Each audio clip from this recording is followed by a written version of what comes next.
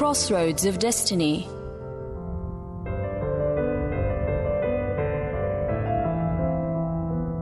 In Kazakhstan, I became a writer. In Kazakhstan, I discovered a new world that was Taras Shevchenko, to myself and the world. In Kazakhstan, I realized that I could not live without the woman that had been given to me by Providence. Perhaps this is what Paustovsky thought, and maybe even spoke out loud. The lines of destiny crossed on one intersection. Chapter 1.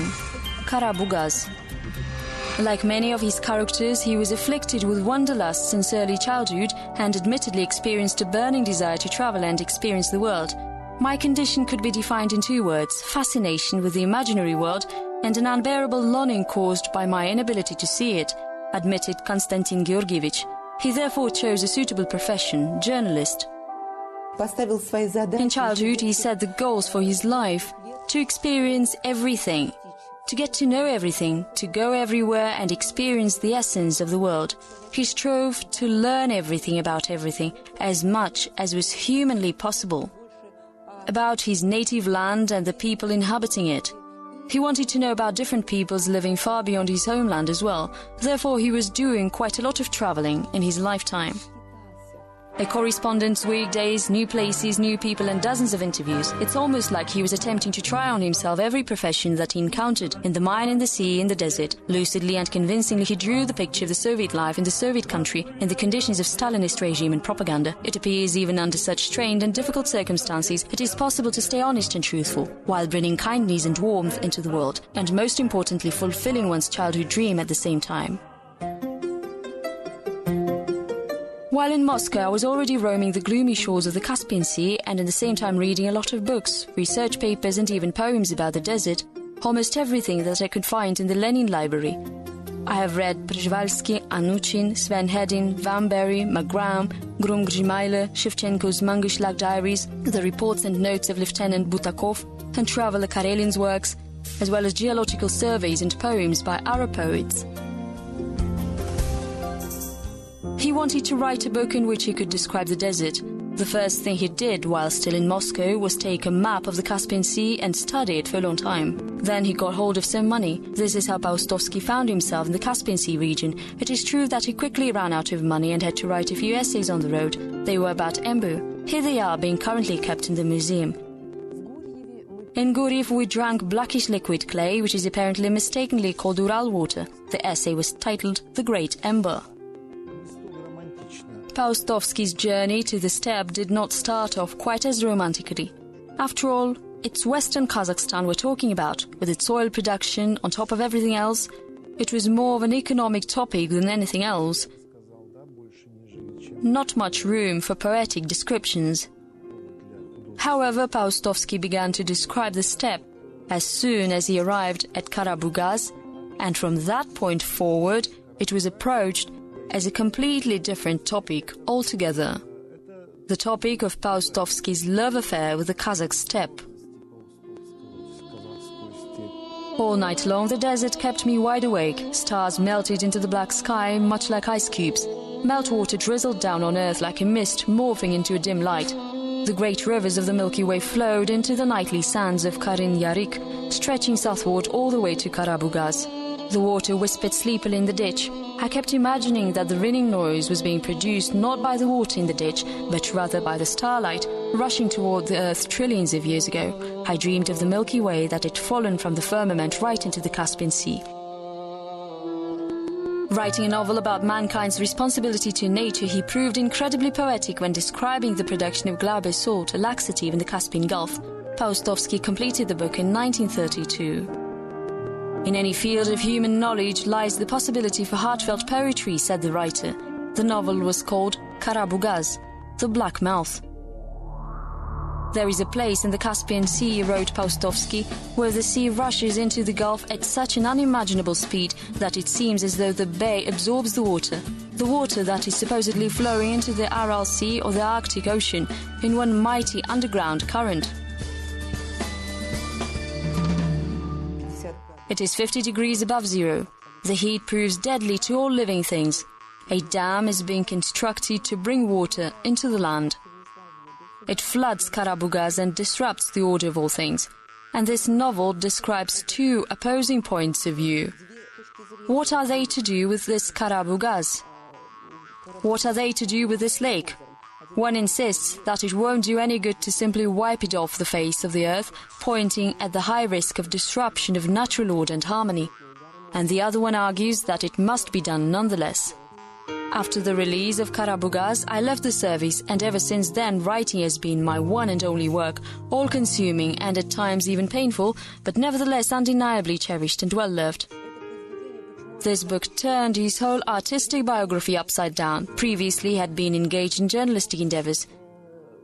But after the release of this novel, he became a full-time writer. Immediately after the publication of the novel, Paustovsky was exposed to literary fame, flattering reviews, and received an offer to write a script for the film adaptation of his book. The production of the movie of the same title was completed in June 1935. Paustovsky did not like Karabugaz the movie. Poor direction, unconvincing characters, it wasn't at all how he had envisioned his work. However, the film was not destined to reach its audience. Only a select few got to see it. One of them, Andrei Barbus, wrote a very enthusiastic review. They say that it was that little fact that displeased Stalin. Joseph Vissarionovich was outraged. How could some French writer have already seen the film that he, Stalin, has not been shown yet? To avoid the wrath of the head of state, the film was quietly shelved and forgotten.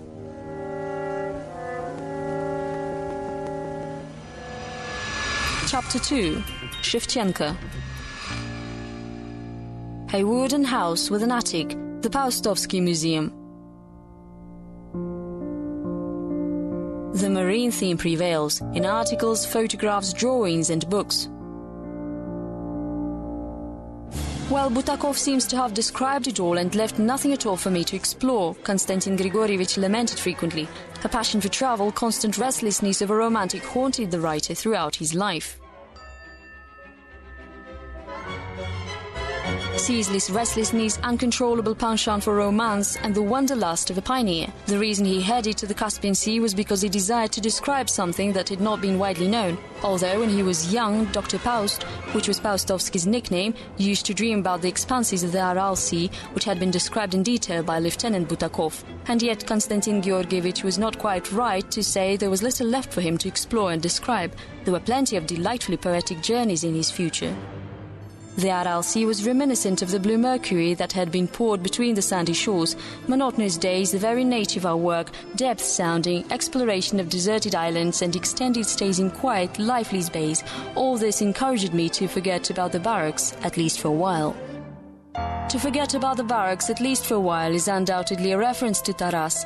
It was Paustovsky who first spoke about Shevchenko's participation in Butakov's Aral expedition. It had not been a wholly unknown fact before that, but Paustovsky's inspired description of the poet's life allowed people to see it from a new perspective. He found out that Shevchenko, whom he loved very much, and to whom he later dedicated a novel, was serving his exile in these parts. He learned about it while participating in the expedition to Karabugaz. Misty moon was rising over the Hungary steppe, illuminating the unknown countries from which Sirdarya river was scouring dead and muddy water. Shevchenko would go out on the deck at night and sing his favorite Ukrainian songs, very quietly, so as not to awaken the captain. Cracking reed thickets, a cold night stretching over the world and loneliness weighing down on the heart like a heavy boulder. Paustovsky and the steppe. The theme of the Kazakh steppe was an eternal one. It was akin to a limitless ocean, outstretched before you. An ocean that you want to drink up whole, and you can't. Much in the same way, one can never fully understand the steppe. Many who have been in these parts once, they either try to come back here again, or end up channeling their fascination through artistic work.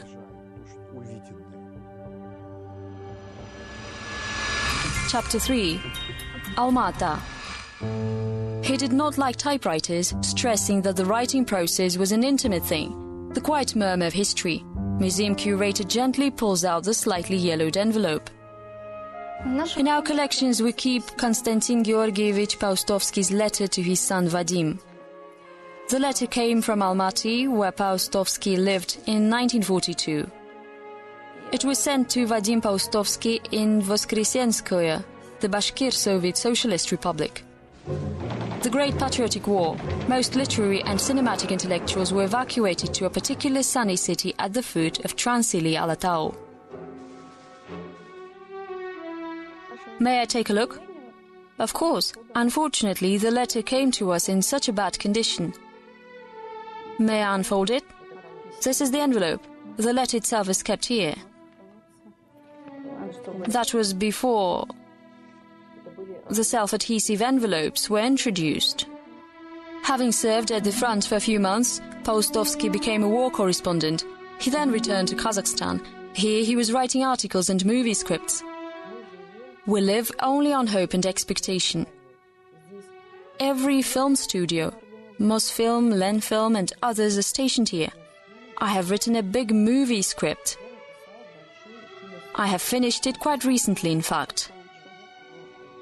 I met Eisenstein in the street in Almaty. He was carrying a pile of newly purchased books. The selection of books was somewhat strange. A volleyball guide, a textbook on the history of the Middle Ages, an algebra textbook, and Tsushima by Novikov Priboy.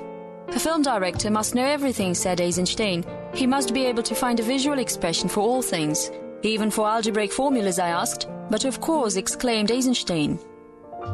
A wonderful city, all covered in lush gardens, located at the foot of snowy mountains, plenty of sunshine and warmth, wrote Paustovsky in his letter. Kalinin Street, 5th housing block, was Konstantin Georgievich's address in Almaty. One might even add the room to the left of the entrance. For example, when Paustovsky was staying at Awezov's place, he lived on 63 Kalinin Street, opposite the Opera House, in Awezov's apartment.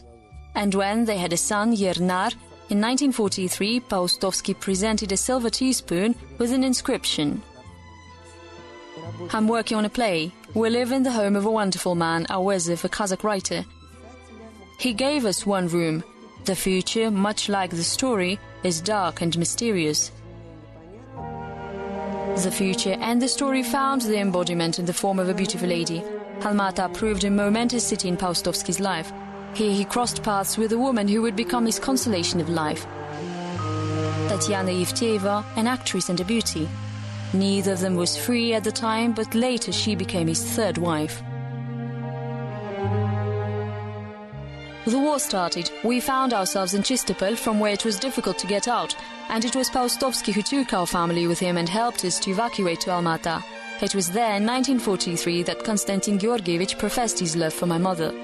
Konstantin Georgievich lived with Tatyana during the last 20 years of his life. My life is ending a little earlier than it could be, but it is nothing compared to the immense and indescribable love that we share. This love will forever remain between us and will never cease to be, wrote Paustovsky to his wife only 2 months before his death. I would like to hope that Kazakhstan has given Paustovsky a lot and, of course, got a lot in return. A wanderer, charmed by miraculous beauty, left for his successors the beauty of the man-made variety. His literary works. Kazakhstan is great like the sea. Nowhere on earth will one find the air like in Kazakhstan, says one of the characters in his novel. In the air, the song flies far. No one hinders its flight. The song loves my country. The Kazakh fighter was right, wrote Konstantin Paustovsky. Is this the reason why Kazakhs are so fond of singing? The air of this land, clear as glass, provides a special sonority to the human voice. In the distance between the sand and the sky, there stretched a strip of a glossy surface of an overwhelmingly bright blue color. It was Lake Balkhash, one of the lake seas of Kazakhstan. The sun was setting behind the sand dunes. The sand was reflecting a warm dusky glow. Semaphore lights lit up, and immediately the constellations caught fire up above. They were moving across the firmament, their brilliance getting brighter by the minute. It seemed as if the stars were moving closer to the earth.